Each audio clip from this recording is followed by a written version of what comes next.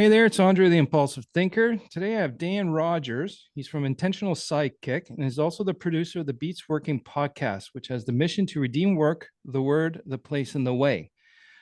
Morning, Dan. Thanks for joining us today. Thanks for having me. A while back we were chatting and you kind of got very excited. You're jumping around, getting very high pitched and just, really going. And at the end you said, I just want people to just be awesome. Mhm. And that always stuck with me. And what did you mean by that? Because I know that's what you do. You just be awesome. Mhm. What did you mean by that? And how did that come about? Yeah, so it is a part of something that is a little bit bigger, and so I'm going to set it up. I promise we'll come back. We will land the plane. So I have 9 restraints that I live my life by, and these restraints were uncovered by me looking at what my actions tell me about what my thinking really is. And I think it is literally impossible to figure out what to do. But through this process of it's nearly 30 years that I've been doing it, I have uncovered things that not to do. Yeah. And so I have 9 of them. They're sequential. And the idea is that I sort of work my way through. And obviously, when you hit one, you're like, oh, throw the idea away, don't take that action or whatever. So number 8 in that sequence is don't overproduce, be intentional. Right. And it that is in fact be awesome. And in a business context, everyone is obsessed with scale, Right. and it drives me up the wall because I'm a systems guy, and systems work very simply. You don't build them to scale. You build awesome, and scale is the byproduct of awesome. Oh, that's an interesting perspective. Well, because most systems are overproduced. So when you design intentionally and lightly and elegantly and in alignment with systems law, you end up with a byproduct called development and scale. That's Okay. it. That's what happens. So if we focus on and the shorthand is be awesome. Focus on being awesome. That's what we tell the team. Focus on being awesome. Yeah. Yeah. Everything else takes care of itself. Yeah. Yeah. I like the term, like you're using focus on being awesome. But when we talked, you said just be awesome. And for some reason, the word just in there just really defined it for me. Like, Yeah. Just be does that make sense? intentional. Just Yeah. be intentional. Yeah. And so it might help to set up that. So restraint number 1 is don't be dishonest. Own the truth as I perceive it to be. So truth is super elusive, man. And the longer I get to live on the planet, the less of it there is. Well, it's like Ben Kenobi said, it all from a Yeah, certain point of view. yeah. But I have a perception, right? And so I need to know what that is. Mhm. So if I get there, right, then through this process, if I focus on being awesome, just be awesome in that context of owning my perceptions, I'm really, really confident in what human beings can be. Right. Like I don't have any confidence that any 3 of us would agree on anything. But I Mhm. think the byproduct of all of us really understanding what we're doing and really owning our perceptions would lead to a far greater product than what we have right now. Right. Yeah. Yeah. So what happens if you're just awesome in your experience? So just awesome is staying inside of my own lane and not trying to do or be more than what I am. And I have learned this, and I continue. I had to write them down, so I have not mastered the Yeah. restraints. If I had mastered them, they would not be written down. Yeah. So just to be clear, that hopefully that's obvious, but just in case. So with that said, I've learned it. I learn all this stuff in reverse. I learn what doesn't work, and then it becomes obvious what to do. Right. And I get into trouble when I focus on what I'm not awesome at. And Right. it doesn't matter, personal, professional, like whatever. Like if I get out of my swim lane, it just doesn't go well. Right. And sometimes it's less, it's not always horrific and major damage, but I mean, I want to be as effective as I possibly can. I want to be as helpful to as many people as I can. I want to produce value in literally every interaction that I have. It's not possible, but that's what I'm trying to do. And it's difficult for me to do that the farther I get out of my swim lane. In your entrepreneurial career, were you always just awesome? Yes, ask everyone I ever worked with. They would totally, that would be the one where they would describe. They're like, it starts with an A, it ends with an E, but we have a difference of opinion. Yeah, different letters, a couple double letters in there. Yeah, and I'm confident that this group of listeners have figured out what we're talking about. But yeah, no, not even close. No, like I said, we were talking off air here a second ago. I paid with these restraints in blood and tears, and unfortunately a few other people. No one's paid in blood other than myself, but other people have paid in tears and wreckage. Like this is not I don't learn elegant. I don't learn elegantly. I usually learn with a red face and a lot of fucks, right? Like that's how I learn, right? Really learn. Yeah. I mean, I call it scuffling, and I've sort of I've come to sort of embrace it, and I get a little nervous if I hit too many home runs in a row because I'm probably playing in the wrong league. Yeah. No, I have to learn it. Yeah. So definitely to answer your question, I've not always been awesome. No, it was a growth. Yeah. Right. And I think more of a development than a growth. Growth is just more. Development is intentional. Yeah. Right. Well, yeah, exactly. I like that term. I like using proper we don't use growth is a dirty word in our system. Yeah. Right. Yeah. No, and I think that's but many people misunderstand that growth is revenue, blah, blah, blah, a bunch of other measurables. But if it's not intentional, it's not solid or good. And it can be personal, professional, or whatnot. So this is not a humble brag. This is not a humble brag. This is a failure of leadership, but not a humble brag. This is a failure of leadership. In 2007, I fired 70% of our customers on an 8-digit business and closed a company because I didn't do what we were talking about. Right. Well, not cool. No. Not cool. And as entrepreneurs, and even the listeners here, there is no swan story. One person did everything perfectly and got super, successful. Every entrepreneur I've talked to, the successful ones, the ones that are intentionally growing personally in their companies and their team, all come from massive, massive failures. And I think it's the only way we can intentionally grow is by, like you said, take those, your restraints, you take the experiences, what not to do next time, because you just learn what not to do, and to apply it next time. And that's what I've always done. Every wall that jumped up in front of me, I said, how do I get around it? And how do I avoid running into it later? I just find new walls all the time because of that intentional growth. Well, it's interesting because number 9 is don't wait on perfection, make mistakes at full speed. And to be clear, full speed is not as fast as you can go. Even for a quick start, it's not. Right. Full speed is the appropriate speed based on my clarity, risk, and competency, right? And I reserve the right to learn more than anybody else, right? But mistakes are vital to the process, and the process is learning, and everything is learning. Well, everything is learning. And so less than full speed only delays learning. Right. Well, what you're talking about there, Dan, doesn't make sense to society. That's not how it is. We're not supposed to make mistakes. We're supposed to know everything right now. And for me, I'm teaching my team. I even teach my kids. Like they show up with a test. Oh, I didn't get all these marks. Oh, I'm feel sad. I don't care about the mark. What did you get wrong? Let's find the right answer. That you'll remember forever. You won't remember what you got right. It's learning learn from your mistakes and failures. Those are the greatest opportunities of growth. And that's an intentional decision to look at something you screwed up at. Be humble and say, I messed that up. How can I prevent that next time? And then if you're finding new problems, you're on the right track. So I mentioned off air that I've been doing this intentional review. So the intentional review that I've been doing it for nearly 30 years. And that's where the restraints were uncovered.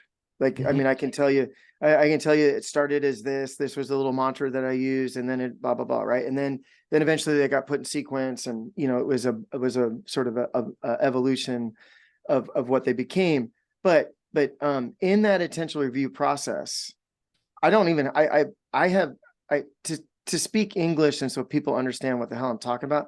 Look, I survived my mistakes. That's it. That's all that's happened. But through the intentional review process, I transform mistakes into learning. So I don't, my brain does not process the word mistake. I'm like, that's cute that you think it's a mistake. No, that's learning. Yeah, It's that's all it learning is. to learn. And like, I mean, I won't repeat myself too many more times, but that's why I said it's vital to the process. The process is learning. And by the way, everything is learning, right? Like that's just it. So, and I know that society doesn't agree, because I've got a whole nother rant that I won't subject you and your listeners to, but everything is backwards. And I'm not being cute. I'm completely serious. Everything's backwards because we got it wrong. So, Yep. No, I think a lot of the listeners would get that. yeah. Like even in the ADHD world, everyone's got it wrong. Mhm. Everyone else has got it wrong and pushing us certain ways that's wrong. To Yeah. completely get it. Yeah. Like this is really good stuff. I really like the conversation about making mistakes is good and it's learning. Mhm. Just being awesome, what does that do? So what it does is it allows me to show up and focus more of my energy into my strengths instead of focusing my energy into restraint. Yeah. Right. And Yeah. so on a previous conversation that we had, we talked about vision bombing, and Yeah, I was thinking the same thing. yeah, and the fact that the team actually implemented quite well, but what I was saying was that the sort of the disrespectful part is that it just cost them too much energy, right? And so when I focus on being awesome, I'm not wasting energy. The energy that is being output is channeled towards what I'm good at. And and that's why it's being incredibly intentional. And that's why scale takes care of itself. Like it just does, right? Because we're focusing the energy in the right spot. Oh, because it'll come back. If you're Oh, for awesome, the sure. world will be awesome back to you. Yeah. Look, so here's the thing. I have some very, very, very I own the truth as I perceive it to be. Number two is don't confuse facts and opinions. Opinions don't matter outside my own head. What I think doesn't matter to anyone else, and I fully appreciate that, but I do have a very crystallized idea of what I believe to be true. And so it's cute that we think we can get off the game board, but like there's a system. We're inside the system. There's no question. So your heart doesn't think, where's the oxygen coming from? And what am I going to do with all the CO2? It focuses on being awesome. And that's great. And so it's not surprising it's not surprising to me that when I show up and try to fit myself to the system, that the system does incredibly well for me, right? Like that's not terribly surprising. Like it's just not, right? And so we've designed business practices that don't look and sound like any other sort of business to align our business to the way the universe actually works, not the way business should be organized, according to Your universe. a little bit of my universe, but yeah. My universe is different. No, Yeah. I know what you're saying. I think it's very profound and powerful. Is this type of stuff you teach or coach or in any way? Yeah. So what we've got, there's the lead company is called workp2p.com. And then there's some brands underneath it, but it's all on the same mission. We're on a mission to redeem work, the word, the place, the way. And so intentional sidekick is what we used traditionally and historically inside the company to develop our own talent, to develop ourselves. And so it's the intentional review, it's all those things. So we last year we started offering it up to folks outside of the organization, because I wasn't sure, like, how much of this do you have to actually be in with us 24 hours a day, 7 days a week to get it. So that was an incredible learning, just pass it off to quote unquote the general public. So we have intentional training series. There's 3 different levels of it. And yeah, we're teaching around all these concepts. All right. And you can find that at workp2p.com. Yeah. Or the intentional sidekick. Okay, Yeah. I'll have those in the show They notes. all go to the same place, but yeah. Yeah, I'll have those in the show notes so it's easier for everyone. Yeah. What else did you want to add to this conversation about just be awesome? Like I really like your restraint number 8, don't overproduce. Yeah. Focus on being awesome, and how just is it's intentional. So just be awesome means it's intentional. Mhm. And I really like number 9, make mistakes at full speed, Mhm. which requires clarity, risk, and competency. Mhm. And mistakes, they are learning opportunities, or mistakes is learning. Yeah, they get transformed. Yeah, they get transformed. That's where all the gold is. You don't learn anything. There's nothing gained in 100% success. Like there just isn't. Yeah, without making mistakes, for Yeah, sure. That's yeah. And I like to use the term transform. Like mistakes get transformed into learning, and that's a Mhm. key word. So either I take it, if it's not a transformational thinking, like you say, you got your intentional review of your thinking. Um, if it's not transformational, it's going to be a mistake. It's a bad mark on my thing, and pride gets in the way. But if it's something, a mistake gets transformed into learning, that's an intentional thinking, realizing what to avoid. And I like the concept of, you're right. A lot of people are trying to think and try to figure out what not to do or what can get in the way. And in the end, if you come up with rules, which I did as a very young age too, was things not to do based Mhm. on what happened. Mhm. And you actually probably, if you start thinking that way, why did I lose that client? Why did that project go to hell? Mhm. Or why did I close a company? Mhm. And I've done that too. Yeah. Um, what not to do next time. And actually, that's one thing I really did. I called it the mirror check. When I left my first and only engineering job to Mhm. start Jada Engineers, I looked in the mirror, because if you try to lie to yourself and hold your gaze, look into your eyes and try to lie to yourself, you will not be able to keep your eyes locked.